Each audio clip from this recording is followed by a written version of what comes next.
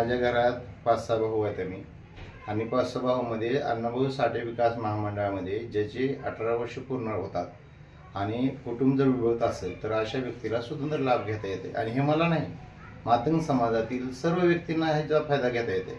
आणि हे बी जर पुढल्या उमेदवाराला माहीत नसेल तर ती त्यांचं अज्ञान आहे, त्यांनी माहितीत भर टाकून घ्यावी, जरा वाचन करावं. स्वतः ते ॲडव्होकेट आहेत आणि ॲडव्होकेटने असं बोलणं हे हास्यास्पद आहे असं माझं म्हणणं आहे. काही दिवसापूर्वी आपण एका व्यक्तीच्या घरात घुसून मारहाण केली असाही त्याने आरोप केलेला आहे, त्यामुळे आपण गुंड प्रवृत्ती त्यात असा आरोप करण्यात आला. काय नेमकं याच्यामध्ये? तिथल्या सर्व लोकांना माहीत आहे, त्या व्यक्तीने फेसबुकवर माझ्या बायकोविषयी, माझ्या आईविषयी अर्वाच्य भाषेत लिहिलेलं होतं आणि ते अर्वाच्य भाषेत लिहिलेल्या तू असं का लिहिलं म्हणून ज्या विचारला गेल्यावर त्याने जातीवाचक बोलला, त्याच्यामुळे तो घडलेला प्रकार आहे आणि तो वैयक्तिक विषय आहे, तो गुंडगिरी प्रवृत्तीचा विषय नाही.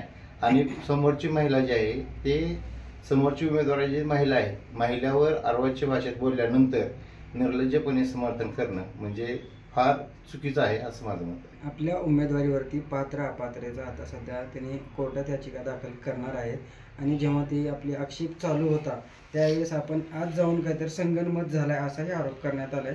नेमका असं काय संगनमत झालेलं आहे का निवडणूक अधिकारी? निवडणूक निर्णय अधिकारी यांच्या कॅबिनमध्ये माननीय खासदार ओमराजे यांचे PA संतोष खोचरे होते आणि त्यांच्यासमोरचा हा सर्व विषय आहे. उमेदवाराने प्रभाग 20 मध्ये 426 गायरांमध्ये याच्या अगोदर 4-5 नगरसेवक झाली. आता त्यांच्याच पक्षाचे भाग्यश्री हनुमंत खोचरे यांचा तिथं अर्ज होता, त्याच्यावर कुणी ऑब्जेक्शन घेतलं नाही.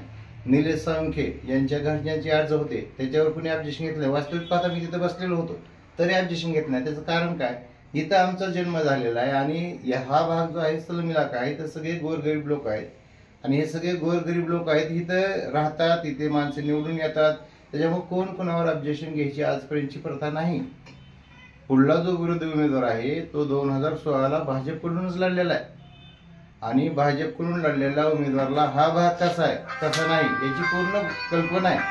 आणि एवढं सगळं असताना फक्त माझ्या सोबतच्या सहकाऱ्यांचा पाठबळ मला जी जास्त आहे त्याच्या भीतीपोटी माझा अर्जच राहू नये या कुटील डावातून माझ्यावर ऑब्जेक्शन घेतलं. बरं घेतलं ते घेतलं, घेऊ द्या, काय अडचण नाही. जे प्रॉपर्टी जी 3 मजली बिल्डिंग सांगतात ते रमाई आवास योजनेतून झालेली आहे ती बिल्डिंग आणि रमाई आवास योजनेतून झालेल्या बिल्डिंगवर तुम्ही 100 वेळेस 30 आक्षेप घेणार. तुमच्यावर पुरावे असतील तर पुरावे एक कागदाची चिटोरी अर्जाची त्याच्यावर तुम्ही ऑब्जेक्शन घेणार. आणि राहिला विषय मी बाहेरून अर्ज घेतला, CCTVचे फुटेज त्यांनी मागा त्याच्यात CCTV फुटेजमध्ये दिसतंय.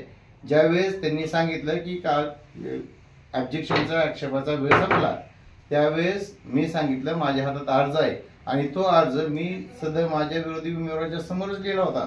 ओमराजेंचे PA संतोष खोचरे तिथं समोरच होते, ते बघत होते मी अर्ज लिहिलेलं आणि तो अर्ज ओशी घेण्यासाठी पोच घेण्यासाठी त्याची झेरॉक्स काढायची होती आणि ती झेरॉक्स काढण्यासाठी मी बाहेर गेलो होतो आणि ती झेरॉक्स काढून मध्ये येत असताना पोलिसांनी अडवलं. त्यांना मध्ये काय प्रकार झाला तो माहीत नव्हतं, ते त्यांनी त्यांची ड्युटी केली. त्यावेळेस मी म्हणलं मी आक्षेप मध्येच घेतलेला आहे, फक्त झेरॉक्स काढण्यासाठी बाहेर गेलो होतो. तेवढ्या एका विषयावर त्यांनी मला मध्ये सोडलं आणि मध्ये सोडल्यामुळं पुढल्या उमेदवारांनी जे आहे ते आकांड तांडव केलं. हे चुकीचं आहे. हार समोर दिसत असल्यामुळं आकांड तांडव करणं योग्य नाही असं माझं स्पष्ट म्हणणं आहे. अनेक आरोप करण्यात येतात, आपल्याकडे काय तथ्य येतात? नेमके काय आरोप केले?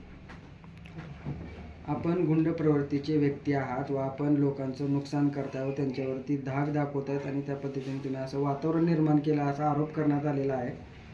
प्रभाग 20 मध्ये माझं लहानपण गेलंय, माझा जन्म इथला आहे, इथल्या सगळ्या लोकांना माहित आहे माझा स्वभाव काय आहे, माझी प्रवृत्ती काय आहे, मी भांडकुद आहे का नाही.